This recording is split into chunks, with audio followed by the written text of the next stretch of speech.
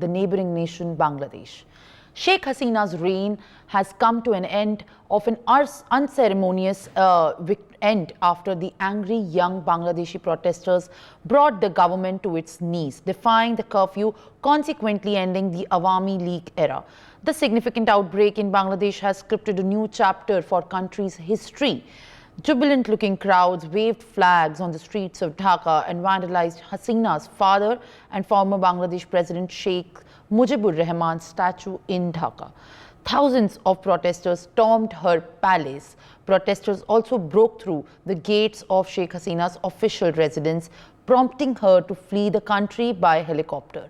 According to sources, the former Prime Minister, who was seen leaving the country yesterday in a military chopper, has reportedly landed in Ghaziabad at the Hindon airport yesterday evening and is set to be travelling to London. Bangladesh President Mohammad Shahabuddin has said that the interim government would be formed as soon as possible after dissolving the parliament, as he ordered the release of former Prime Minister Khalida Zia, who is under house arrest after being convicted in several cases. The resignation and takeover by the army comes after the death of as many as over 300 people since the protest broke out in July. The protests carried out by students are a retaliation against the government quota policy and is functioning under the banner Long March to Dhaka. Despite several internet, university and school attempts to shut down the protest only intensified further and escalated the tensions in the country. Viewers. Now, joining me at this point are my esteemed guests on the broadcast, viewers. Now, we have Ambassador Pradeep Kapoor, who is a former diplomat. We'll continue to get more voices on the broadcast, but first let us get a sense of the situation, which is quite alarming also on the border of Bangladesh with Bengal. We have a colleague, Rainik Datta, joining us on the broadcast. Rainik, as I can understand, after Sheikh Hasina has come to the Hindon Air Base in Ghaziabad after fleeing from the country, situations have only been worsened in Bangladesh, but there is intense worry at the border where security has been heightened, and also the potential ally of the Bangladesh government and also India, which has given a safe exit for Sheikh Hasina. Now the protesters are eyeing to march here. Share more details about how the border and the security from the ground looks like. एकदम मैं अभी Petrapole border में खड़ा हूँ। मैं एक बार दिखाऊंगा, ठीक मेरा जो पीछे ये पेट्रोपोल बॉर्डर है जो इंडिया और बांग्लादेश का बीच में जो कनेक्ट करता है, उस पेट्रोपोल बॉर्डर में आप देख ही सकते हैं कि बांग्लादेश में जो भारतीय जो लॉरीज उधर मौजूद थे उनको जो लौटाने का वो प्रोसेस बीएसएफ की तरफ से किया जा रहा है। एक लॉरी को अभी एंटर किया गया है, जो ड्राइवर है उनको बीएसएफ की तरफ से चेकिंग किया जा रहा है। पूरा बीएसएफ की तरफ से ये जो पूरा जगह को घेर लिया गया है और जैसे कि कल दोपहर 3:30 बजे के बाद पूरा ये बॉर्डर लाइन को सीज कर दिया गया था और उसके साथ साथ ही जो इंपोर्ट एक्सपोर्ट है वो इंपोर्ट एक्सपोर्ट को भी बंद कर दिया गया था। मगर जो भी लॉरीज जो भी गाड़ी इंडिया से बांग्लादेश में पहले से ही था उनको इंडिया में लौटाने का काम भी बीएसएफ की तरफ से किया जा रहा है। और आज सुबह भी तस्वीर आप देख सकते हैं कि किस तरीके से जो ट्रक जो बांग्लादेश में पहुंचा था वो फंस गए थे, उनको लौटाने का जो कोशिश बीएसएफ की तरफ से किया जा रहा है और बीएसएफ ऑफिशियल्स भी इधर मौजूद है। और मगर इसके साथ साथ ही मैं बताना चाहूँगा कि बांग्लादेश में अभी जो एंटर करने का बात है, जिन लोगों का अभी एंटर करने का कोशिश कर रहे हैं उन लोगों को बीएसएफ की तरफ से रोका जा रहा है। 2-3 चीज़ के ऊपर बीएसएफ का नज़र है, जिसके पास पहले से जो बांग्लादेश का लोग पहले से इंडिया में मौजूद है, जिनके पास बांग्लादेश का एक्सपायर होने वाला है, उनके लिए इमिग्रेशन डिपार्टमेंट ओपन है। मगर कोई भी लोग इंडियन वीसा में अभी बांग्लादेश में एंटर नहीं कर पाएगा, इमिग्रेशन की तरफ से उनको रोका जा रहा है। दूसरी तरफ बांग्लादेश में जो इंडियन फंसे हुए हैं, जिसके पास इंडियन वीसा है, जिसका वीसा एक्सपायर होने वाला है, वो भी अगर चाहे तो इंडिया में बैक कर सकते हैं और उसके लिए भी इमिग्रेशन ओपन है। और उसके साथ साथ ही जो इंपोर्ट एक्सपोर्ट का रास्ता, ये जिस जगह में ये ट्रक खड़ा है उस जगह में एकदम उसी रास्ते से हर रोज करीब 700 से 800 गाड़ी गुजरता है, मगर आज ये कल दोपहर 3:30 बजे के बाद से ये जो इंपोर्ट एक्सपोर्ट बंद कर दिया गया है। जो भी गाड़ी पहले से इंडिया से बांग्लादेश में पहुंचा था, जो लौट नहीं पा रहा था, उनको लौटाने का काम बीएसएफ की तरफ से किया जा रहा है। दूसरी तरफ मैं एक बात दिखाऊंगा, ठीक ये जो जगह, इस जगह का ठीक पीछे का जो हिस्सा, ये जो पीछे का रोड देख के ही आपको मालूम पड़ेगा कि जो रोड हर दिन पूरा भर्ती रहता है, पूरा रास्ता बिजीएस्ट रोड रहता है, उस रास्ता पूरा सुनसान है। पूरा रास्ता को ब्लॉक कर दिया गया है कल दोपहर 3:30 बजे के बाद। दादा, आप लोग तो इधर ही रहते हैं, तो ऐसा सिचुएशन कभी देखने को मिला? नहीं, कभी नहीं मिला है। कैसा रहता है ये जो रास्ता, कैसा रहता है? हर भीड़ रहता है सब। अभी तो पूरा खाली हो गया बांग्लादेश के कारण। तो आप कहाँ रहते हैं? हम पेट्रोल का ही है। आप पेट्रोल का ही है। तो कितना सारा नुकसान हुआ आप लोग? लॉस तो है, हम लोग ट्रांसपोर्ट का काम है तो टोटल रुक गया अभी काम, लॉस तो पूरा ही है। तो आज का क्या स्थिति है? ये जो गाड़ी आ रहा है, ये कि पहले से बांग्लादेश में था? पहले से बांग्लादेश में था, ये लोग खाली होकर आता है अभी। तो बांग्लादेश में ये लोग फंसे हुए थे? फंसे हुए था बांग्लादेश में, अभी से निकल के आ रहे। कल भी बहुत सारी गाड़ी आ गया, आज आ रहे एक दो करके।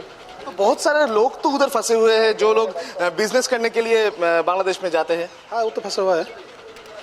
बहुत सारे बंदा है तो भी जो डेली काम करता है, जो आना जाना रहता है, वो भी बंद हो गया पूरा अभी। ओके, मैं एक बार बात करने का कोशिश करूंगा। ये लोग तो बांग्लादेश से। दादा, आप कहाँ से आ रहे हैं? दादा, ये नमक बांग्लादेश से आ रहे हैं? ये नमक दरिया दादा, आप कहाँ से आ रहे हैं? दादा, where are you coming from? Only इन लोग बांग्लादेश से आ रहे हैं, मगर इनको जो भाषा समझने का थोड़ा दिक्कत हो रहा है। फिर भी मैं दिखाऊंगा कि एकदम पेट्रोल बॉर्डर में जो लोग बांग्लादेश में पहले था, उन लोगों की तरफ से ये किया जा रहा है।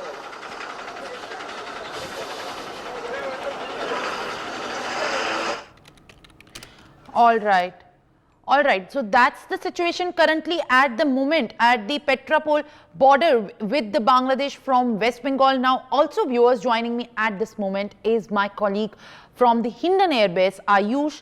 Ayush, as we come to you for the latest that we can track right now, is there a significant development as far as from the Hindon Air Base towards London when we talk about Sheikh Hasina's exit and plan to go further from India to London after she fled from the country?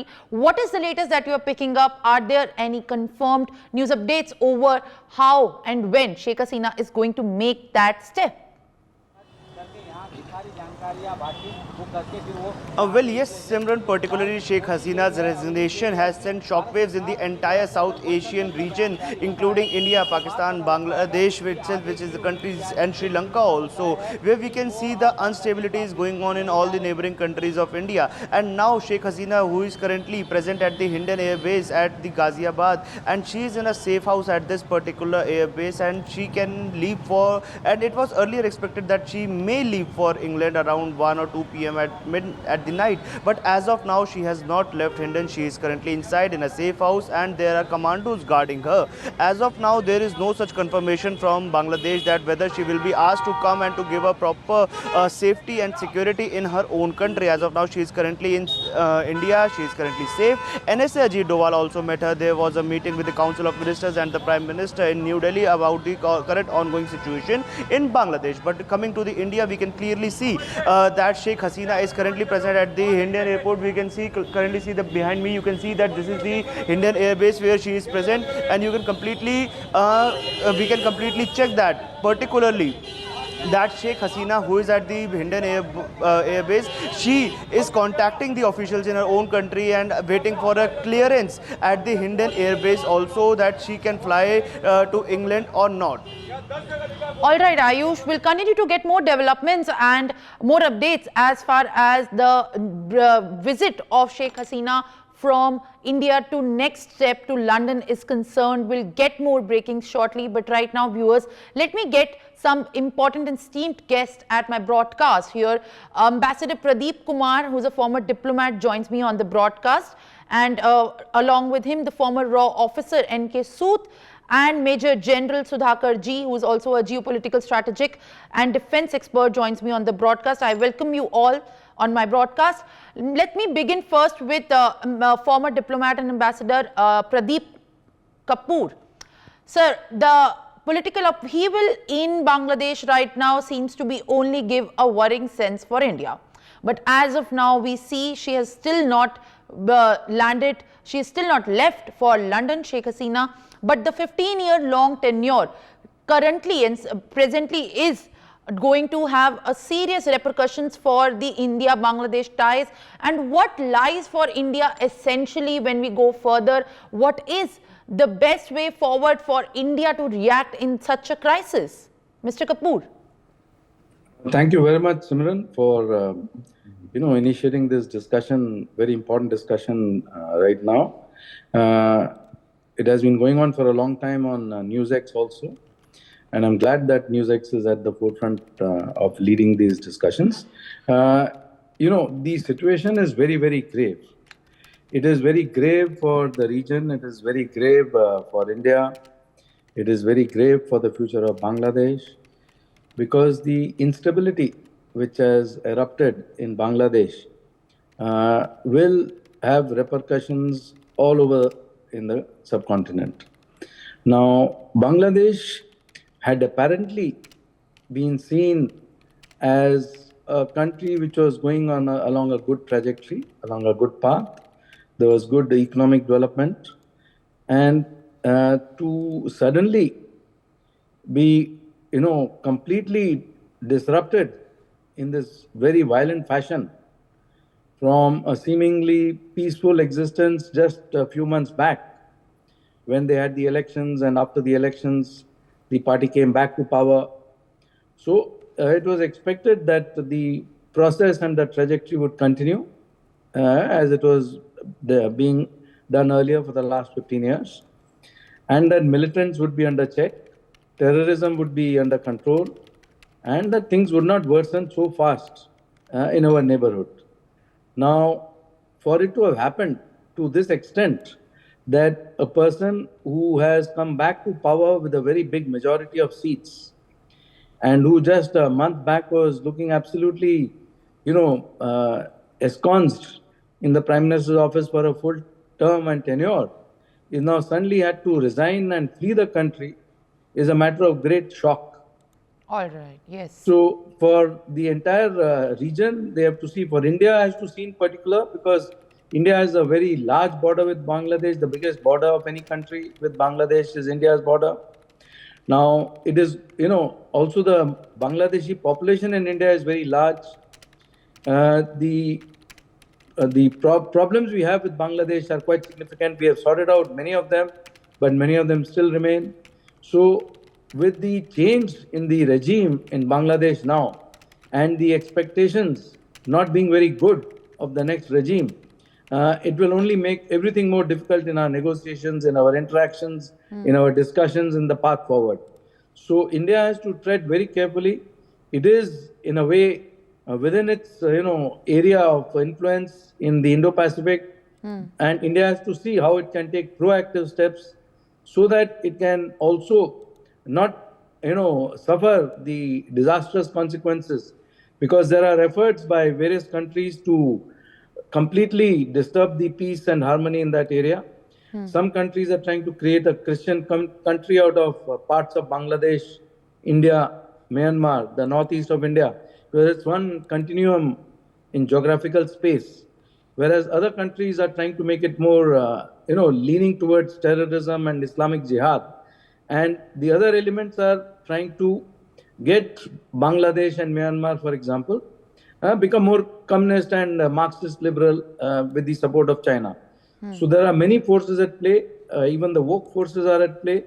So how does India insulate itself so that these same, tricks, or the same, the trajectory, same tricks are not tried in India, the same efforts do not succeed in India. So India has to give very deep thought to the entire scenario, follow it closely, monitor it completely, and see how it can intervene to make the situation better in Bangladesh, and not make it worse, let it become worse from where it is today. Thank you. Back to you, Simran. All right, Mr. Kapoor, I hear what you're saying, and indeed it's a worrying situation presently as we go forward with deciding the implications of our own action as far as a responsibility as a neighboring nation and ties with former Prime Minister of Bangladesh, Sheikh Hasina, is concerned? But let me also bring in a word from Major General Sudhakar ji right now. Sir, I believe what Mr. Kapoor has said essentially adds value to what I'm going to ask now. But when we hear such statements coming from Sheikh Hasina's son, saying that now my mother has fought with iron rods for the nation, she has done enough and now it's not her responsibility, now justifying the fleeing off from the nation, what sort of message does this give? As the students and the protesters continue to maintain their rage, and the outrage is still persistent and is one of the very significant strategic handles to be needs to be tamed right now.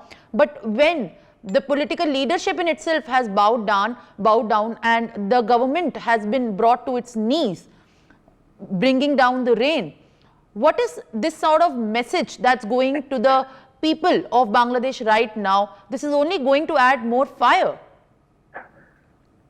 Simran, good morning. Thank you for getting me to your show.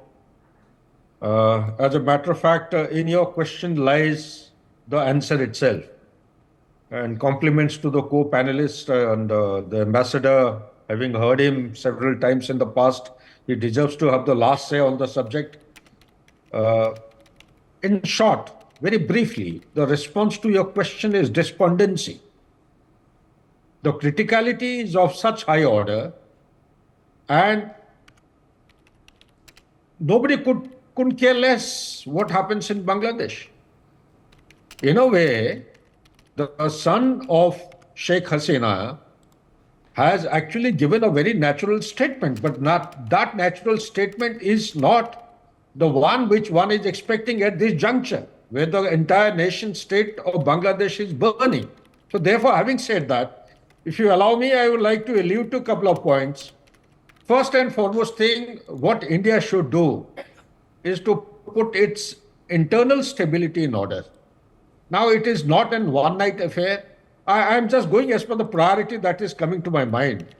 We need to put our house in order. The homeland security of India is the one which is being targeted essentially.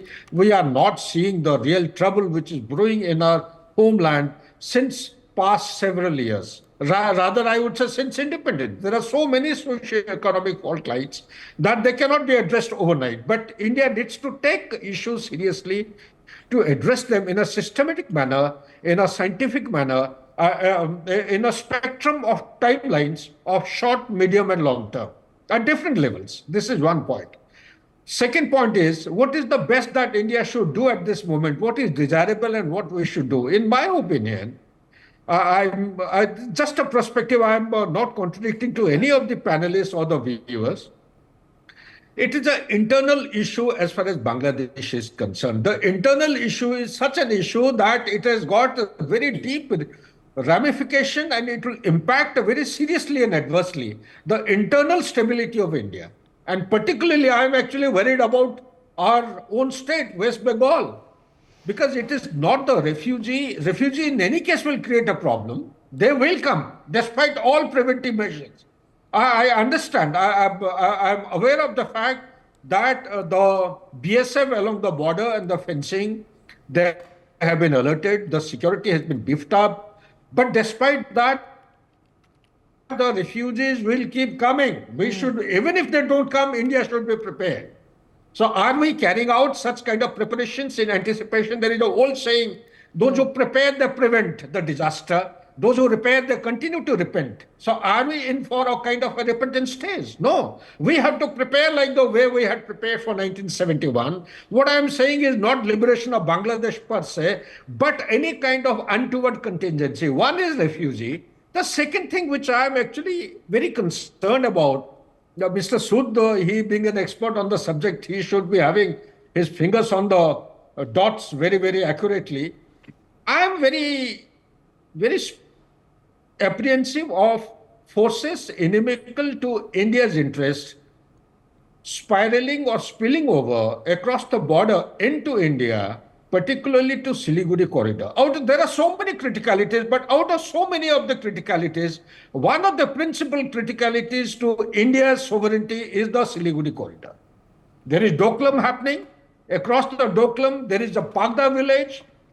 We did manage to give a standoff at Doklam in 2017, but 9 kilometers to the east of standoff line, they have made a road meandering across a couple of villages. One of the prominent villages is Pagda village, and the road is going to the point called a Jamveri Ridge, which is overlooking the Siliguri corridor. This is one. Last but not the least, Simran, if you allow me, please. Bangladesh is a nation state which has been simmering. I, for one, as a student of geopolitics and defense and security strategy, I have been giving lectures in IITs and also writing articles on this issue. It has been simmering for quite some time. It is not Sheikh Hasina per se. Sheikh Hasina is one of the personalities who actually given stability, progress, development, economic clout to Bangladesh as a nation state. Going by the PPP, it is very close to becoming $1 trillion economy. So be that as it may, the biggest issue is that the target is not Bangladesh, the target is India, and there are very nefarious designs.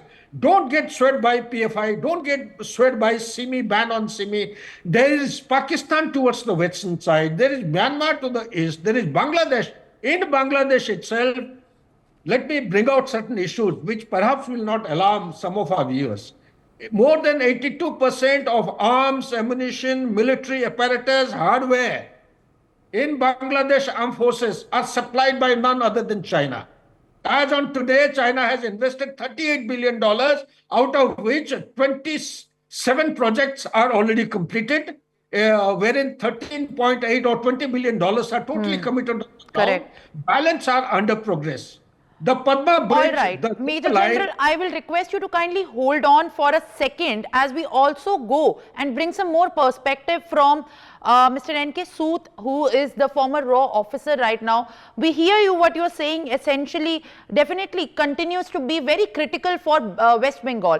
But Mr. Sood, when we speak about maintaining the security and stability in a nation, these itself are the topics which even have got the interim government that has now taken the center stage in Bangladesh very worried. But when we talk about the security of India across the border lines, Mr. Sood, with Bangladesh at this given point of time, being the former officer in RAW, what do you believe should be the immediate priority step right now to ensuring that across the border lines, for India and for the internal conspiracies against India from under the Chinese influence or any sort of activity that should be taken advantage at this very sensitive moment, this periphery of India should be secured at the earliest. What are your thoughts on it? Simran, although Ambassador Kapoor and General Sudhakar, they have cleared a lot of things, but I would just, as General Sudhakar said, that the target is India. I fully agree with this. You see, during the past few months, a lot of situations, a lot of incidents have happened around India. To take the case of Maldives, to take the case of Nepal, now it is Bangladesh. Bangladesh was considered most stable as far as India is concerned. India has 4,097 kilometer long border with Bangladesh. Bangladesh is surrounded on 3 sides by India and on 1 side by sea. This all conspiracy started a few months back when a US officer had visited Bangladesh and asked Sheikh Hasina to give some area to them for building a base over there. I am sure the person who went there belonged to the CIA. US had been targeting Sheikh Hasina for quite some time. When G20 summit was conducted in India, PM Modi specially invited Sheikh Hasina as a special guest and introduced her to Joe Biden, so that situation may become normal, or situation may, as far as Bangladesh and US are concerned, because US had long been targeting Sheikh Hasina, that the democracy is in danger and everything, because US still now has not forgotten 1971 war. This war was not against Pakistan, but US feels that they were defeated by India and especially Mujibur Rahman. That's why they hate Sheikh Hasina. Now, the second question comes. Sheikh Hasina came to PM Modi's swearing-in ceremony, which was held on June 9. She came one day before, she left one day after. They had good discussions. Then she visited India in the month of June, and they had signed various agreements. And the most important agreement was Mongla Port, which India got. And after that, when she went to China on 4-day visit from July 3 to 6, she returned back one day earlier because China didn't treat her well, and China was disturbed that Mongla port was given to India. And this port was very important for India and China. China had been trying to encircle India through string of pearls, and India had been countering that through string of diamonds. Of course, we can talk about that later. Now, the situation is that all of a sudden, how Sheikh Hasina came out. When she was in China, disturbances started on this reservation issue in Bangladesh. But after that, when she returned back, this situation heightened. And when she asked the army to intervene, army refused. And I'm sure the army has been influenced by no other than CIA. Now take the case of India. CIA or US had been targeted to India, firstly on Niger, then on Pannu. Who are these people? They are terrorists. They were really targeting India on these issues, and they are targeting Bangladesh on this issue.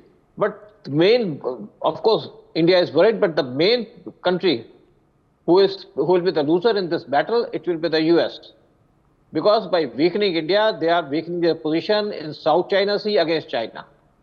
So I think India is looking at the things in a broader perspective, and especially as Ambassador Kapoor had said and General Sudhakar has said, that the main concern for India is their security, and that I'm sure our government will be taking care. But the second issue that I would like to say, that there could be, that India could be targeted in the next few months. They had been, US had been, and Western countries had been trying to target India, and I think same kind of situation they would like to create in India also, to disturb India. They do not like Modi, they do not like strong India, they do not like that India should jump to such a height. They do not want that India should be a strong country, they do not want that India's economy should be good. And the one thing I would like to add here, that Bangladesh will soon collapse. Their economy will collapse because we have stopped trade to Bangladesh. And Bangladesh had been importing cotton from India, and on the basis of this cotton, their industry was prospering.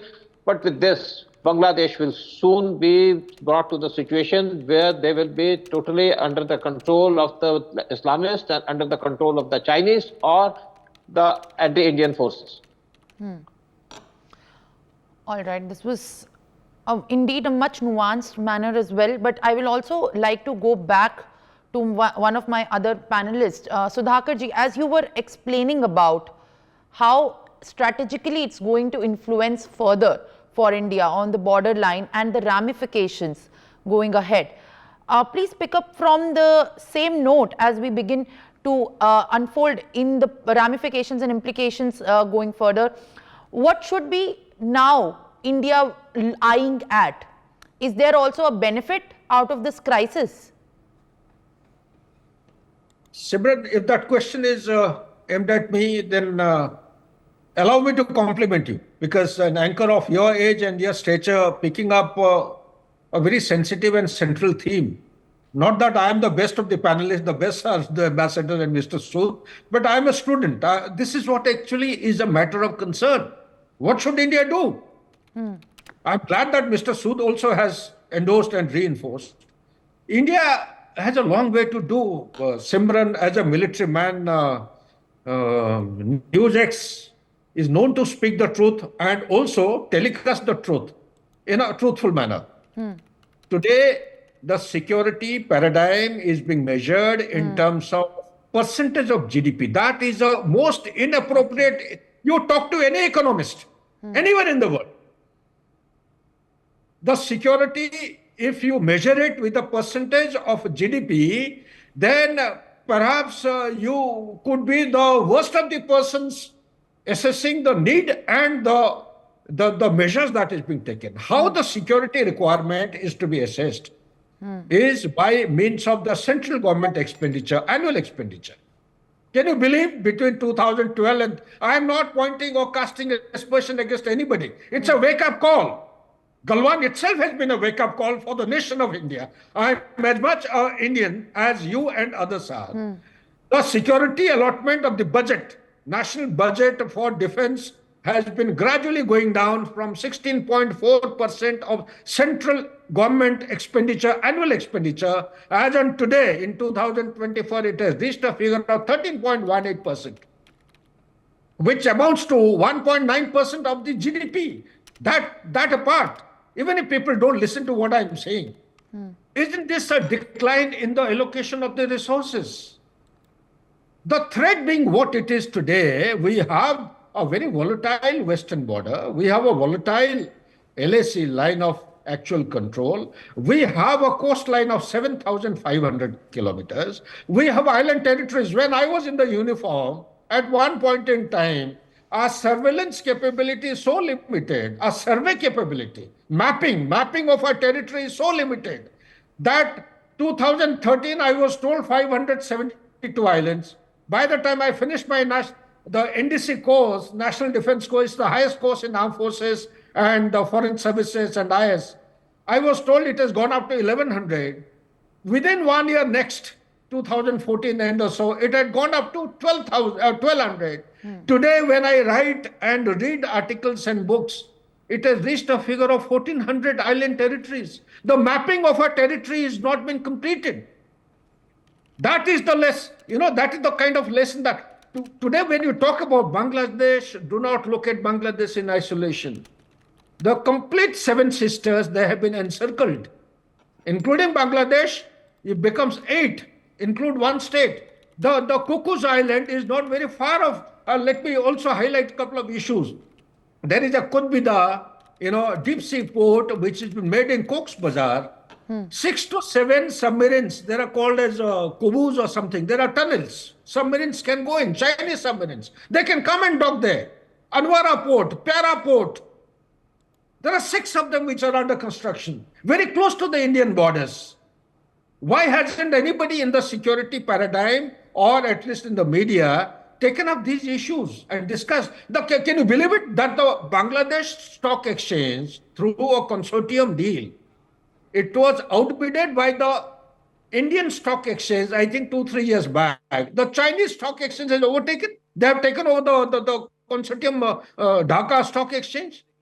Could there be a worse kind of a situation when you talk about the money, talk about the security, talk about the Navy of Bangladesh? It's far and few that you hear anywhere in the world. The Navy has been transformed into a 3-dimensional force. What is 3-dimensional? One is the sea itself. Okay. The second is the air. The third is the land. This is such a kind of a Navy which has got a 3-dimensional paradigm and capability to launch into amphibious operation. Does Bangladesh as a nation state have an enemy anyway? When in all the war games, they have painted India as an enemy state. Who's sponsoring? Who's stoking the fire? Is it China, or it is a mix of China as also America? So therefore, there is a bigger conspiracy which is in place, and bigger conspiracy is to choke India from Siliguri corridor, encircle all the 7 sisters of India. I'm excluding Sikkim. Hopefully, Sikkim will be safe and secure. Hopefully. I'm not guaranteeing. So what does India do? India has a long way to do. Firstly, you please look at security from the long-term perspective. Don't look at it, 1 saal ya 5 saal mera tenure khatam ho gaya. Political dispensation is actually making merry. No. Security as a matter of subject has to be given of longest kind of a possible spectrum. 100 years, 50 years, number one. Number two, divide the spectrum into short-term, medium-term, long-term. Atmanirbhar Bharat is a very good statement. It's a very good visionary statement, I would say. Compliment the leadership who has actually started this. But it doesn't happen overnight. It takes anything between 35 to 45 years. Today, India is one of the lowest in research and development in the world. Exactly. 0.65% of the GDP. What is Atmanirbhar Bharat? Atmanirbhar Bharat, the central point of Atmanirbhar or self-reliance is research and development. And what is the participation private sector? You look at the leading economies, you have 75 to 85% of the private companies or the private sector participating. What is the percentage in India? But a mushkil say it has gone up from 26% to 35%. So there are many issues, Simran, we can discuss later. But at the moment, this can turn out to be a very serious indicator. It can spread to Bhutan. It can spread to Nepal because these are all neighboring neighborhoods. Bhutan, it is already happening. The India Out program, it started from Maldives. We had started hearing about these kind of indications in Bangladesh a couple of months back. This is not a sudden development. Any security specialist today, if he is not able to anticipate such kind of turn of events, he is not a security analyst. He's not a security analyst. I would say people in the Mandarin, South Block Mandarin, they have failed in the duty if they have not been able to anticipate this. I, as a normal layman, retired veteran, I have been giving statement 3 years, 4 years back that this is what exactly going to happen. Change in regime is the only objective which the forces inimical to India's interest will do. Same thing will happen in Bhutan. Same thing will happen in Nepal as well. And likewise. So therefore, India has to take the issue into a long-term perspective, take very, very appropriate measure to counter them effectively. There is no ready-made solution. Simran, I am as much concerned as you are, as others panelists are. Right. So therefore, there is the international threat. There is also neighborhood threat. There is also internal threat. The biggest threat is the people within India. We cannot see India as a nation state together collectively and call ourselves as Indians. Back to you, sir. All right. On how worrying the situation remains to be for India, as the all-party meeting will be just getting started in minutes from now. Our focus remains to be, Mr. Kapoor, right now on how at all India can ease this crisis right now, when we have heard a lot, but I want to get a little deeper into this entire discussion that we are having, where at one side the angry protesters are adamant and they have made it clear that no government except the one that they have recommended will be accepted, and we have seen the outrage which has forced the rule of Sheikh Hasina and ended her 15-year-long tenure. But when we talk about India helping it to ease it, is there a way? One. And another thing, there are reports also suggesting that Bangladesh army chief is going to meet student protest leaders to make a deal or to pacify and to maintain the law and order, or to try to see if there at all is a way after the formation of the interim government. Mr. Kapoor, your thoughts? Thank you very much, Simran, and it was very interesting to hear my co-panelists and listen to their very useful inputs and thoughts. What I would like to say is that it is a very, very tricky and difficult situation. Now, for Bangladesh itself to sort out this problem and get back into the trajectory where it was earlier is itself going to be a very, very big challenge. For the general of the army, Waqaruzzaman, he has to see how he can pacify the protesters. The issue is not really, the core issue is not the protests, etc. Those are issues which have been used to create this disturbance and disruption and destroy what was existing in Bangladesh. So the core issues will have to be tackled thereafter, once you have quietened the protests, once you have met the protesters, once you have agreed to some of their demands, once you have made them see some reasoning and some light. Because in a discussion like this, you have to have very open mind, give and take attitude, so that it does not worsen, because the situation currently is extremely bad, and the Hindus also are being targeted in Bangladesh in a very significant manner. The terrorists are having a free reign. The students are calling themselves Razakars. So the situation could not be worse currently compared to what it was earlier. Now, once you have settled that to a great extent, then you have to start looking again at the longer term threats which Bangladesh faces. And there, India's role becomes even more important, because India being the most important neighbor of Bangladesh, and in a way the biggest trading partner, and what was helping Bangladesh become an economic powerhouse was India's collaboration, all the trade with India, all the support from India. Now, how do India and Bangladesh thereafter get onto that phase? So the High Commission of India, the High Commissioner of India there, any Bangladeshi officers who have the right to talk on behalf of the new government or new government which will be installed in Delhi, those channels will also have to be used very effectively, very actively, in a proactive manner, to see how India can help and support them to get back on their feet and get them back into a positive trajectory and not a downward spiral. Because before this thing happened, 15 years back, 20 years back, there was talk about Bangladesh becoming a failed state. And now, thereafter, they worked very hard to get back on track. For them to revert to that status will be very easy and very fast. How do you stop that? Because from India's perspective, having an eastern border, which is not so sort of, difficult and absolutely disrupted, is very, very important, because of a, like the other panelists also have mentioned, I mentioned earlier, the seven sisters, the states in the northeast, are also in a very precarious situation with all the protests which we have seen in Manipur earlier between the different tribal groups, which have taken on a very religious color also, and which have been supported by external forces in a very big way. In Myanmar, which I've been following very closely, I see something similar effort being made by the Christian evangelicals to carve out a Christian state, which will include parts of Myanmar and parts of India and parts of Bangladesh. Similarly, the Islamic Rohingyas in Myanmar are fomenting their own trouble. The ethnic tribes are creating problems, and China is creating its own set of problems. So all these combined together, along with the woke forces, are a very serious challenge. And the breaking US forces currently, for example, are also overlapping with many of these forces.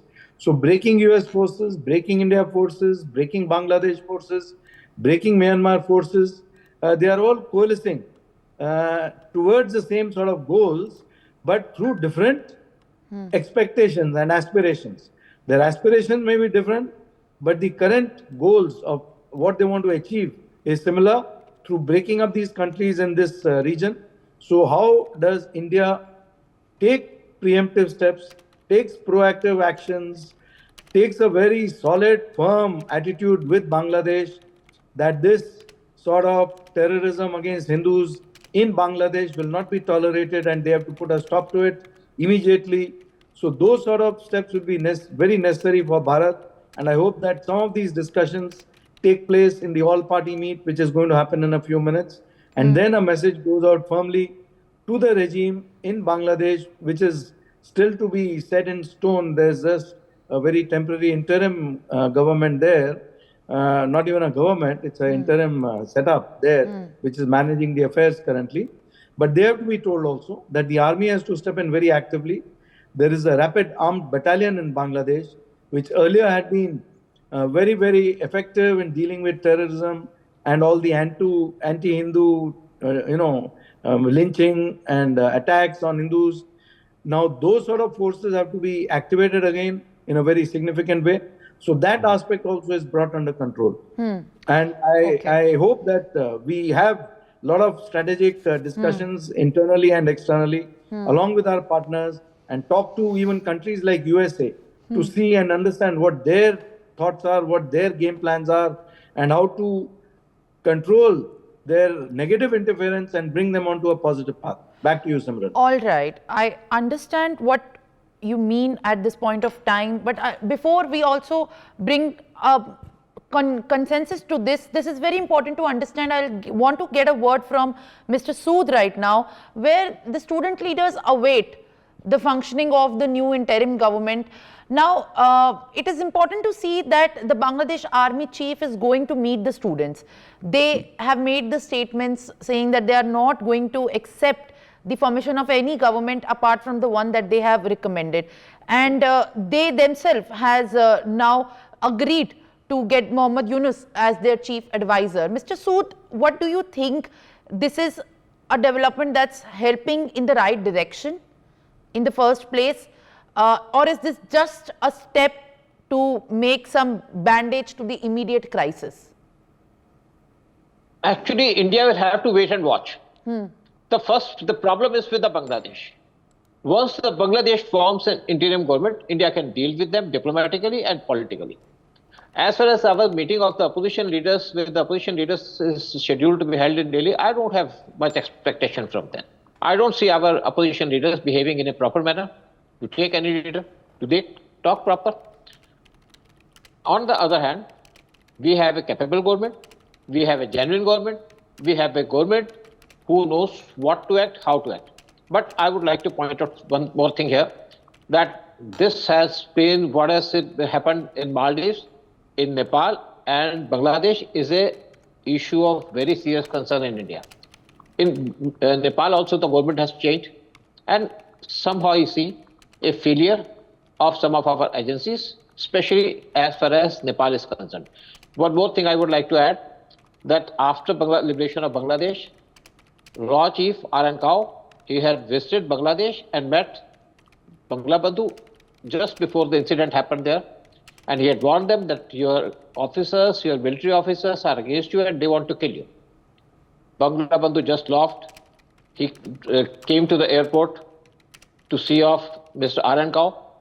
But before leaving, Mr. R.N. Kao again reminded him, if you need any help, we are ready. We have kept a helicopter at Bangladesh border and also at Calcutta with commandos. Just give a message. But whatsoever happened in Bangladesh was on the 15th of August 1975, and the 15th of August and 26th January, Raw Chief R.N. Kao used to be absent from office, otherwise he used to attend office on the all other days. So they planned it, they executed it, India knew it, but the thing is that whatever happened now, did India know what is going to happen? Because one more thing, that as General Sudhakar had said and as Mr. Kapoor had said about this role of the US. The US had said that the government in Bangladesh, they are not democratic. They are especially referring to Sheikh Hasina. And India had tried to explain them that they are the genuine government, and if this government stays there, it will serve your interest, it will serve our interest, otherwise China will be on top in this region. But still, US played a very negative role, and to convince US is very difficult job at this stage, especially if the present government continues in power there. If the core US government, they can raise the issue of Niger, they can raise the issue of Pannu with India and take India to task, you can understand what kind of attitude they have. So we do not have much expectation from the government, the US government, till this government is there, till Joe Biden's government is there. We will have to wait for the election to have a different kind of view from the US government. In case the government changes there, Democrats go out of power. But if they stay in power, we do not know how they will deal with the situation, what their attitude will be. But we are looking at Trump. Okay. If Trump comes to power, his main attention will be China, and to counter China, we need Bangladesh. So India, on the other hand, I would like to tell you that India is in a very difficult situation at this moment, whatsoever happens in Bangladesh.